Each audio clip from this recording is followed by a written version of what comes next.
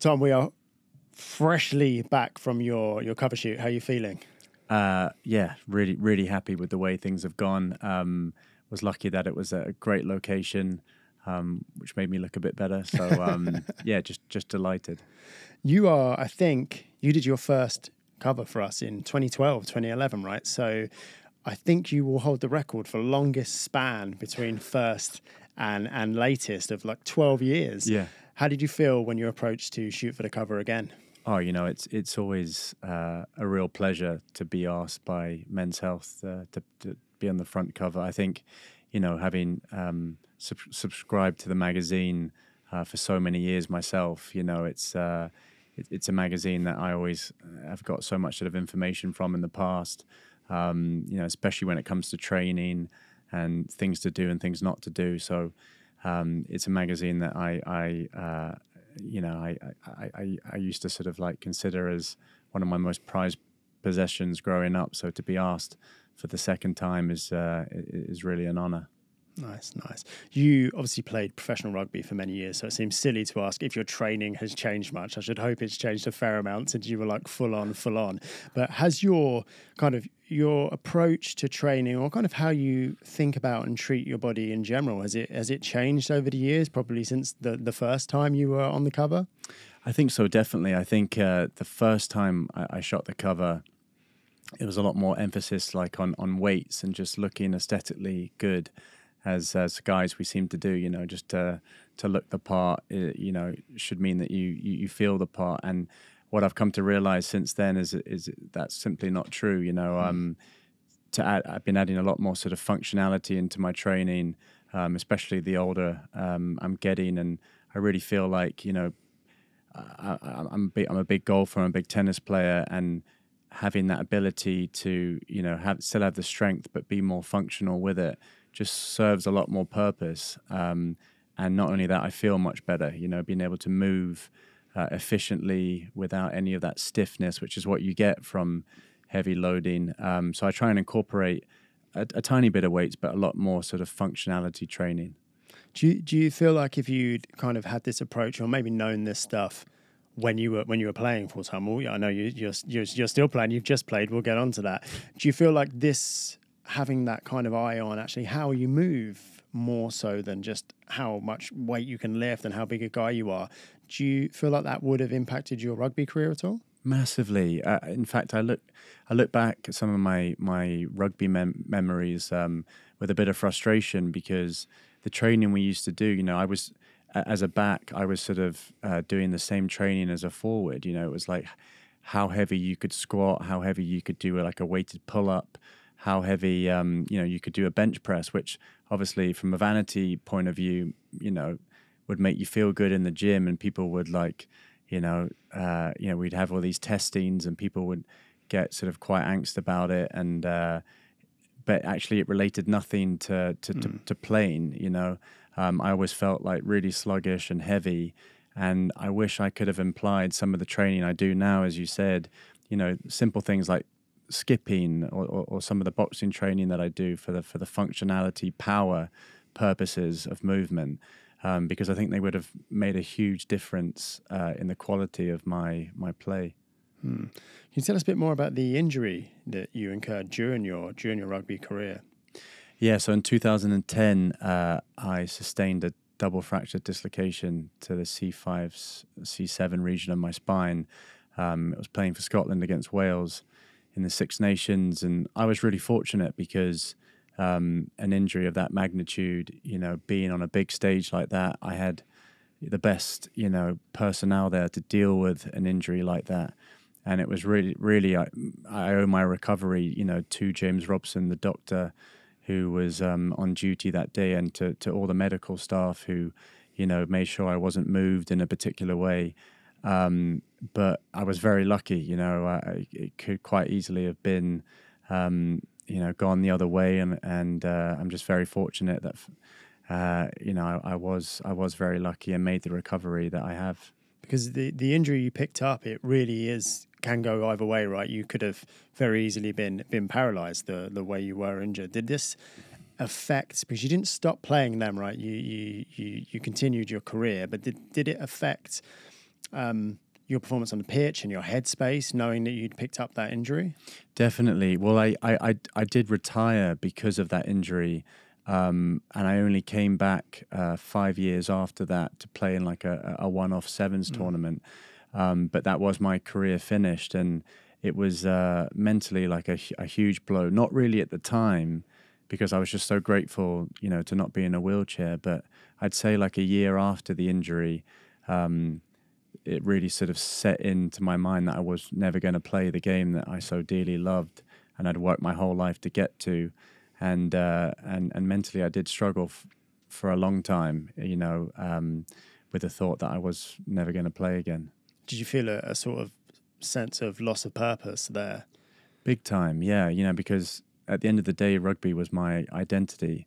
I love walking down the street and people being like, oh, you know, there goes that rugby player. And, you know, it was my purpose in life. And I was only 24 at the time of my injury. So, you know, I'd worked my whole life to sort of get to that point. I'd just broken into the Scotland national team. And I think quite comfortably would have had at least another 10 years. Never played in a Rugby World Cup, you know, potentially could have been, a possible British Lion. But so there were all these thoughts in my mind and the what ifs. And I think they're the things that sort of haunt you later on in life. And it is, you know, could this have happened? Could that have happened? But again, I just tried to remain, focused on the thought that I was incredibly lucky to even be, you know, moving in a functional capacity. So that's what kind of helped me through the dark times. Did your motivation to train, to get back in the gym, did it wane during that period where you were kind of processing, dealing with this thought, as you say, that, oh, you know, I might never play again? Did that impact your motivation to get in the gym and train and look after your body, I guess? It did. It did for at least like 6 months, because I physically couldn't really move in any way, shape or form. But once I started getting all the sensations, you know, back in my body, and, you know, was comfortable to walk around and to jog at least, I just got this overwhelming sense of, you know, energy to try and get back to where I was. And I think doing a lot of like athletics training really helped that. I mean, I was training to try and potentially make it as a GB 400 meter runner. It never worked out, but it was a great sort of like, you know, like rehab tool for me to be back on the track, to be surrounded by competitive people pushing me on a daily basis, and it really brought me back to life, not only physically but mentally. Do you think that's just in terms of having something to aim towards, having kind of a purpose that requires the training, and it requires you to get out there and put in the hard yards? Did that help you get through that time of sort of questioning your identity with your rugby career? Big time. And you mentioned a great word, purpose. I think sometimes, you know, when I'm just training on a week-to-week basis, I lose that sense of purpose, because the great thing about, you know, my professional rugby career is I'd go into the gym on a Monday and know that everything I was going to do in the gym leading up to that game on the Saturday served a purpose. And it's like we spoke about earlier, coming back, I think after 8 years to play, you know, in a rugby capacity again. I set myself like 6 weeks to get ready for it. And, you know, I had that purpose, I had that end goal, and I never felt happier, because, you know, I kind of implied all the exercises, all the training to sort of prepare for that one moment. And it really, for me, I think in particular, just made me so happy again, you know, just gave me that extra buzz that I've been missing for quite a considerable amount of time. If you're enjoying this content, you can watch or listen ad-free on the Men's Health app by joining the Men's Health Squad today. Head over to hearstmagazines.co.uk/mh-mag.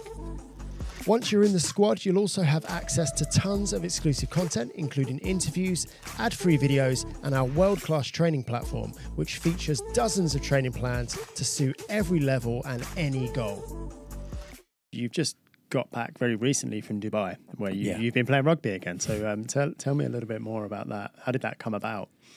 Really, I was asked to play for this 100 World Legends, which a kind of combination of ex-internationals from different countries. And they're a great sort of organisation to be involved in because they do a lot of charity work on the side as well as playing in this big tournament in Dubai. So they have the Dubai Sevens, which is obviously the international IRB 7 circuit, but on a side they have all these other sort of competitions going on, school competitions, and then vets, which is what I played in, and it was ex-international vets, so no one's really there for like a jolly. Everyone's there to still win and compete at their highest level. And so I was asked to play in this, and to be honest, I'm never going to get a chance to do it again. You know, like, you know, my neck injury is one thing, but, you know, we're all getting older, and I just saw it as a last chance really to sort of like make a difference. You know, I don't want to risk playing with my neck if I can't make an impact, and I still feel fast enough, I still feel explosive enough. So I thought, why not just make it this one last hooray? And I'm so grateful that I did it, because I was filled with a lot of nerves and a lot of emotions going into the games, thinking the worst, or, you know, what could happen if someone hit me, you know, unexpectedly, which happens all the time in rugby. And but I was so grateful to get through it, and we managed to win the tournament, play the final game in the stadium, the main stadium. And for me, that was everything, being amongst, you know, a live crowd like that again, and that intensity. And we ended up winning it, which was just the icing on the cake. A nice send-off. Yeah. Yeah. we were talking earlier on the shoot, and this kind of just came up naturally, but I think it's so great, kind of what you were touching on, that when you were there, did it give you a chance to think about the things that you are possibly missing from your playing days, and being a little bit older and a little bit wiser and being able to reflect on that? Have you kind of taken away any lessons from this experience that you can now say, you know, these are the things that I actually did enjoy from my rugby career that aren't necessarily playing professional rugby, that you can look for in other areas? Yeah, I think it's one thing I really took away from that was the camaraderie that rugby brings. You know, I never really felt like I could ever replicate that in any other walk of life. But coming back from Dubai with that sort of overwhelming sense of family and brotherhood, I think there's many different ways that I could find that. You know, whether it's, you know, in a CrossFit capacity, whether it's you know, there's a lot of sort of like fitness clubs now in London where people just meet, you know, at Battersea, like on a Sunday morning, and have a workout around the track and then a couple of drinks afterwards. And I think the thing I really took from Dubai is that there's a lot of these different sort of like aspects that I can find that in London. It doesn't have to be going on a rugby tour. You know, it's on every doorstep here. So I'm definitely going to look to get involved in a club in some way or another, just to have that, you know, that feeling of I don't know, like togetherness and that sort of team bonding. Because just training on your own, like, you kind of lose that sense of teamship, as they say. Yeah, I think it's obviously just the nature of sport, right? We keep score. Yeah. So there's always this competitive element. And I think maybe it's so easy to convince yourself that that's the thing you want. Like, that's the thing I want to be winning. Because it does feel great, right? Yeah. And overlook that actually maybe it's this camaraderie, it's this community, it's this connection, it's this, I guess, like, without meaning to be too dramatic, like this shared suffering with the guys out on the field. What of those elements are you going to look for now? Like, when you're looking for that, getting that fix, are those the main things? Just like the connection with people, and is it about the physical as well?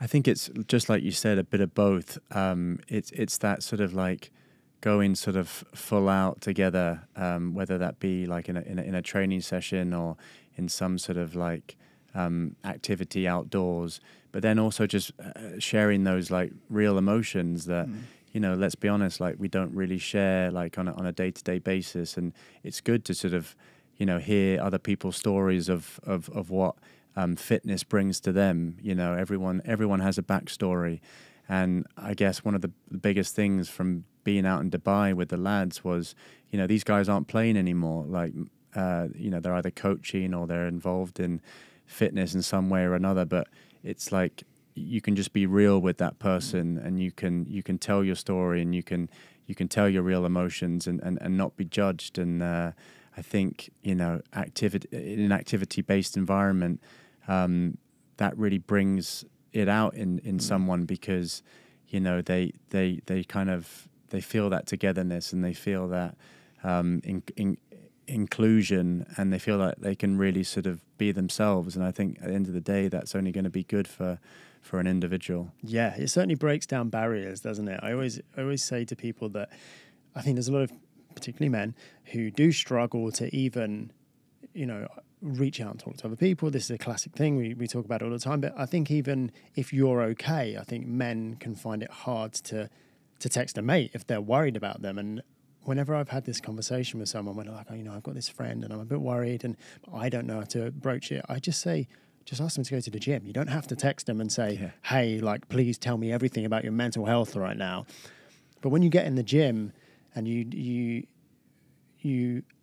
have that, it's not a physical connection, but like I say, that shared suffering, it definitely breaks down barriers, doesn't it? It dissolves that sort of self and otherness. Definitely. And then the conversations flow from there, right? I've probably had some of the most intense emotional conversations of my life in random training sessions, because you're, like you say, you suddenly feel like, oh, the barriers have sort of dissolved a little bit. Is that something you would recommend to anyone who maybe does feel a little bit insulated, like they can't share their feelings, just to maybe find a sporting community to get involved in? Definitely, and it could be at any level. You know, obviously, I'm talking from a rugby perspective, but it can be simply going out for a walk. You know, and with a group of people. I think you're exactly right. That fresh air, that feeling of, you know, what you get from exercising and the endorphins. You start to just relax in a natural way, and I think that's when people really start loosening up, and it doesn't feel forced. It feels very, very friendly and inviting and safe. And I would urge anyone who's sort of, you know, got a, you know, highly stressed job or simply just doesn't really get out the house much during the week because of this and that, to really sort of get themselves to one of these activities where they can really sort of unwind, meet new people, and just feel better about themselves. Yeah, I always think of it as three big pillars: doing something hard outside with other people. Yeah. I think if you can tick all those boxes, which, you know, even if it's just, not just, but even if it's joining a five-a-side team or something like that. Exactly. Like you mentioned it then, you mentioned it earlier, like it then leads into that little bit of a social aspect afterwards. And before you know it, you're like, oh, you know, I'm far less, without meaning to be too dramatic here, but I'm far less alone than I thought I was. Like everyone's, you know, it's powerful. I mean, the cover's out now. When this is released, everyone will have seen it. You obviously look phenomenal. What does a normal day of eating look like for you? I usually have a couple of eggs in the morning with a bit of a few pieces of toast, marmalade, and then I'll probably snack on a banana, maybe like a protein bar, and then lunch I try and get a good bit of protein in me, like chicken, steak, with a few veggies thrown in there, maybe even a salad. And then I don't really have a snack until dinner. Dinner I'll just have maybe some pasta, again some pork mince or beef mince with a little sauce, or maybe a chicken stir fry, and then usually a bit of yogurt and honey before I go to bed. So I've never been super particular on my diet. And, you know, on a weekend I'll have pizza. I'll definitely have a few cheat days. But I think as long as you're eating, you know, exercising well, you can kind of get away with eating what you want. I seem to stay away from refined sugar. That's the one thing that I do make a conscious effort to stay away from. But all in all, I kind of, you know, eat what I want, but just make sure if I'm going for that extra cheat day, I get, a bit more exercise in the gym that week.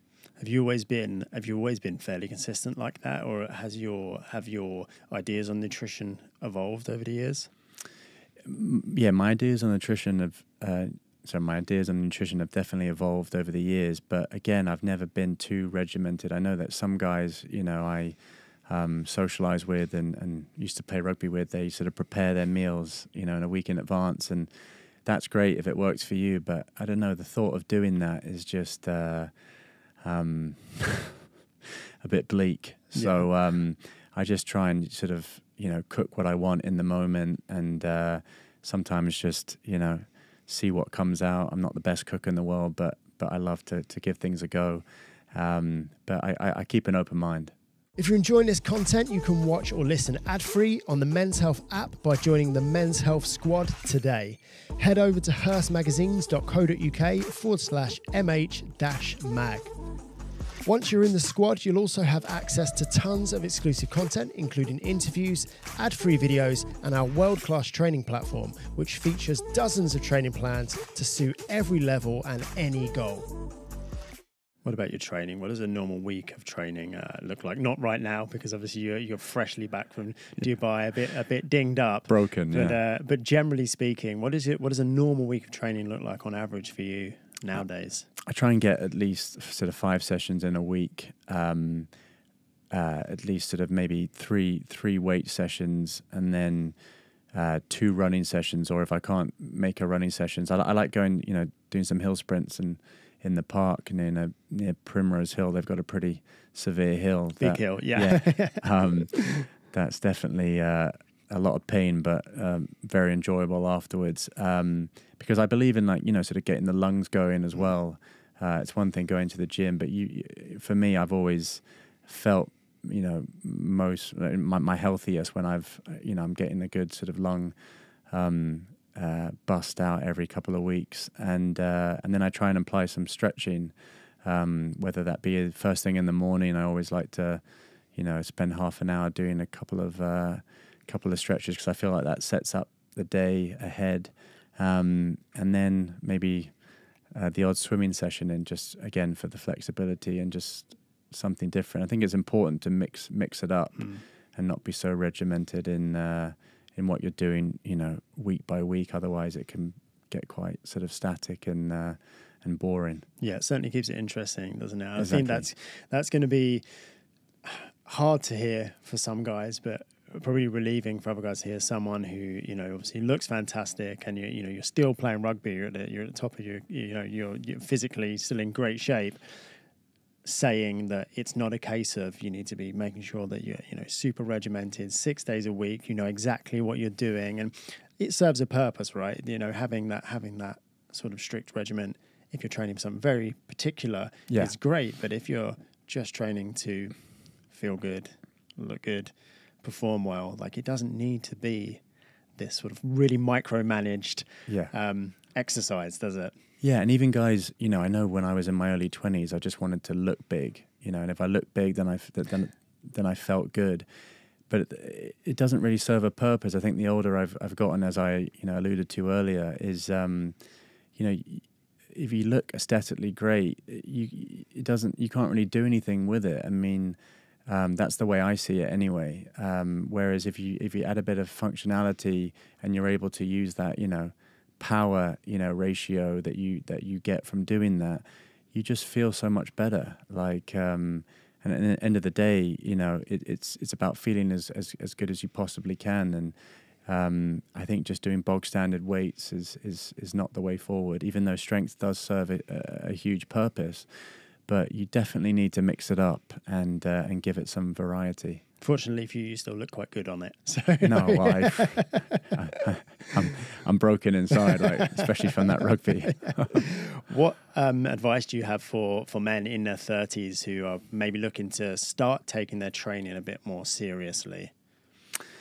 I think just definitely formulate a plan that best suits you. Don't go off what suits like a Marvel star that you read in a magazine. I think it has to be suited to you, because at the end of the day, you you need to build up to the level that you're hoping to achieve. I think a lot of mistakes are made when, you know, I see a lot of trainers like training people, and I can tell it's like their first sort of couple of sessions in the gym, and they're breaking them. Not only does that do no favors for their morale, but you know, their body is just going to crumble. Like, you need to build like a base. So I would say have a goal in mind, but start slow and work up, you know, from there, because you know, there's no shortcuts in anything in life, and you don't want to start too fast. You want to build slowly, and that's when you'll get, you know, the best gains and the best sort of you know, results from it. I think particularly as we age, I think we're a similar age, the results start coming a little bit slower, don't they? So I think I think if a guy's just starting out, you know, mid-30s and goes all in, you can end up feeling, and you know, what I think we're all guilty of this sometimes, you can end up feeling like, I'm putting all this effort and I'm not really seeing the returns. Whereas if you just realize that it's a bit of a, maybe a little bit of a slower game at this point, which by no means doesn't mean, you know, don't play the game. But if you don't go hammer and tongs straight out the bat, you're kind of straight off the bat, you're not left feeling like, oh, like I'm training so hard and I'm not getting anywhere. Whereas if you have, like you say, a slower, more sustainable approach to it, and it doesn't mean treat your body like candy floss, like you're still out there taking the knocks. Yeah. But don't blow yourself out too quickly, right? Yeah, and I think a lot of guys just don't have a plan. Yeah. They just go in there and they do a bit of that, they do a bit of this because they've seen it in some magazine, but you really need to just spend a bit of time and, you know where you want to go and have a sort of plan to achieve that. How do you see your fitness and your approach to fitness evolving over the next 12 years when we tap you up again in another 12 years' time? I think I'll apply definitely more flexibility the older I get. I mean, we were having this conversation earlier, and I, you know, not getting any younger, and body's definitely feeling that. I'm stiffer than I've ever been, especially coming back from Dubai. I'm still recovering, but I think flexibility has become more and more important to me, and it's just something that, you know, I think will only enhance, you know, my overall fitness. I try and spend a lot more time in doing the sort of the fundamental stretches and even a bit of yoga, and it's something that I should have started many years ago. And I think certainly moving forward, flexibility, keep the functionality the same, because I still want to be able to run around if I, you know, hopefully have children one day and kick a ball in the park with them. And then just keep that strength-based, you know, there's few strength-based sessions in there just to keep that mass and that strength in all the joints going forward. Yeah, I think it's really nice. I think you touched on some things there that are, again, important for guys in their 30s is think about what you actually want to do. What do you want to get out of your training? You know, more so than how do you want to look? It's what do you want the carryover to be? And then just do that stuff. Do the stuff that's going to have that carryover. You know, ask yourself, is doing this thing in the gym right now going to be the thing that keeps me kicking the ball around with the kids in 10 years' time? Yeah, so important. It's funny, I spent a lot of time in Los Angeles recently, and some of the gyms I've been to there, you know, aesthetically, some of these guys just look like Hercules, and they're walking around the gym like in the most incredible physiques, but they've either like their proportions not there, or they've got like a slight limp, but in their mind it's like, well, you know, because I look the part, it's all right. And I kind of want to ask them that question too, is, you know, what are you trying to achieve? Like, as in, because in a couple of years' time, you know, you may still have the muscles, but you know, the fatigue and the stiffness is going to set in. And I think it's a very important question that can be, you know, everyone can ask themselves, and they get a lot from that. Is what, you know, what is the purpose to your training, and what do you want to get out of it? Yeah, for sure. Tom, I've got a round of quick fire questions. So just the first answer, nothing too embarrassing. Okay. First answer that comes into your head. If you could get a gym session in with anybody, living or dead, who would it be? Sylvester Stallone. Sylvester Stallone. Yeah. That's a great choice. Yeah. I still think even now he'd be an incredible guy to train with. He's still in phenomenal. I think he's like 70, isn't he? I think he'd still even wipe the floor with Yeah, me. yeah, no, I agree. I'd be in the same boat, yeah. What's your favourite memory from your rugby career?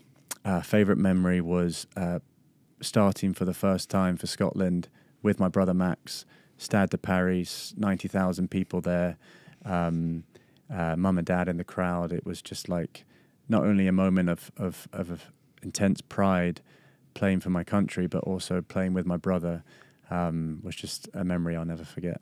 And what's your favourite memory from your pop career? Oh, geez. We're talking about TriStar. We're talking about like 24/7. Is it? Yeah. Probably touring with Westlife. Nice. You know, I'm first to admit that I'm a big fan of some of the Westlife songs. They've carried me through some great times in my life. So touring with Westlife would have to be up there. It's pretty cool that you can say that you've stood on the international rugby stage and you've toured with Westlife. I don't think a lot of people get to say both in one lifetime, right? Yeah, well, I can tell you one thing that is definitely a lot more terrifying going up there on stage with girls like screaming things at you than facing the haka at Murrayfield in the international rugby match. A lot more intimidating. Much more intimidating. What advice would you give to a 16-year-old Thom? Just you know, don't try and compete with anyone. You are who you are, and be happy and proud of that. I think when people start trying to compare themselves to people, that's when things start going wrong. Just be proud, know what you want, and be happy in everything you do. Nice. If you could only perform one movement for the rest of your life, what would it be? And you can have walking and running as gratis. One training movement. For me, it would be hill runs. Yeah. I never thought I would say that as my one and only thing, but it's just like I don't feel great doing it, but the sensation and the satisfaction it gives me afterwards is something that I would never want to get rid of. I think hill runs, stair runs, such an underrated form of I think people feel like it's too, like, surely that can't be good. Like, anyone can just go and do that. Yeah. Surely it can't be good, but incredible for building fitness, incredible for building lower body strength and lower impact on your joints. So massively. Yeah. I think people make that mistake especially with hill running is how much less impact it is on the joints. I see people every weekend looking at me on the hills of Primrose Hill just thinking, you know, what is that crazy man doing? But I wish I could, you know, try and explain that to people, how satisfying it is and how beneficial it is more than anything. Yeah, awesome. What's next for you? What's next for me? Well, I'm looking to get married soon, which, you know, I proposed to my fiance in June this year, and it was one of the best days of my life. So, you know, getting married to her and starting a family is something I can't wait for. Lovely. Well, that is a beautiful and wholesome way to end this conversation, Thom. Thank you so much for your time, mate. Thank you, mate. Thanks for having me.